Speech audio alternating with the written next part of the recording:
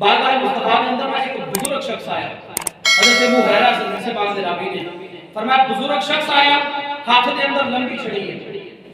ہن اس چھڑی نو ٹیک نہ ہویا کیا عمر ہوتی سی 96 سال، کتنی عمر 96 سال، کیا کہ سرکار علیہ الصلوۃ والسلام نے کھڑے ہو کے اس کا استقبال کیتا، کی کیتا کھڑے ہو کے استقبال کیتا۔ او بندہ مسلمان کوئی نہیں سی بابا، مسلمان نہیں سی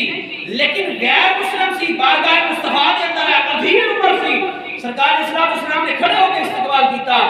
یا رسول اللہ بڑے گناہ کیتے، ہن بابا بارگاہ مصطفیٰ کے اندر زیادہ سونیا بڑے گناہ کیتے، لیکن تھوڑے ایک صحابی دی گل میرے سمجھ آ گئی، میرے دل دے اندر اتر گئی، سونیا اگر میں ہن پلٹ آواں رب مینوں معاف کر دے گا، میں پلٹ آواں رب مینوں معاف کر دے گا۔ سرکار علیہ الصلوۃ والسلام کے غلاموں نبی علیہ الصلوۃ والسلام نے فرمایا پلٹ کے آنا تیرا کام ہے، رب تیرے سارے گناہ معاف کر دے گا، سارے گناہ معاف کر دے گا۔ کیا تم نے تین گلاں کہیاں، عرض کیتی سونیا لمبیاں نمازاں میرے کول کوئی نہیں پڑھیاں جانیاں، میں بڑھا تو ہو چکیا، وجود بیکار ہو گیا، سونیا رب مینوں ہن بھی معاف کر دے گا، مینوں تسی ہن بھی سہارا دے دو گے کہ جس عمر دے اندر آ کے اپنے بچے چھڑ جاتے ہیں یا سورج جسم بیکار ہو گیا رب ہن بھی معاف کر دے گا۔ سونے نے فرمایا تو آ تے جا رب معاف کر دے گا۔ پہلی گل نے کہ سونیا لمبیاں نمازاں کوئی نہیں پڑھیاں جانیاں، لمبیاں عبادتاں کوئی نہیں پڑھیاں۔ دوسرے نمبر تے عرض کیتی سونیا میں کما نہیں سکدا تیرے ہاتھ صدقہ تو خیرات بھی نہیں دے سکدا۔ تیسرے نمبر تے اس بندے نے گل کیتی سونیا جہاد بھی نہیں کر سکدا کیونکہ طاقت ہی نہیں ہے، میں بیکار ہاں، رب قبول کر لے گا۔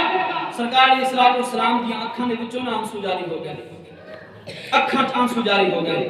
کیا بندہ گناہگار ہو لیکن پلٹتا رہے۔ سرکار علیہ الصلوۃ والسلام دے غلاموں اور رب کائنات دے پیارے محبوب فرمایا بندہ گناہگار ہوے نا رب دی بارگاہ دے اندر پلٹ کے آ جاوے رب دے سارے گناہ معاف کر دیندا۔ نبی علیہ الصلوۃ والسلام نے فرمایا کہ قیامت والے دن نا رب دی بارگاہ دے اندر ایک ایسا شخص لے کے آ جائے گا کہ جن دنیا دے اندر گناہ بھی کیتے ہون گے لیکن اپنے رب دی بارگاہ دے اندر بار بار ندامت دے نال شرمندہ بھی ہویا ہوئے گا تے توبہ بھی کیتی ہوئے گی۔ فرمایا کہ رب او دے اوپر اپنے فضل کی چادر ڈال دے گا، اپنا فضل فرمائے گا۔ فرمایا رب کائنات یعنی اے تو ہو گیا ہمارا سامنے والا جا رب ان چھوٹے چھوٹے جڑے گناہ کیتے ہون گے نا رب اس بندے کو مخاطب ہو کے فرمائے گا آ بندیا آ بھی گناہ کیتا سی،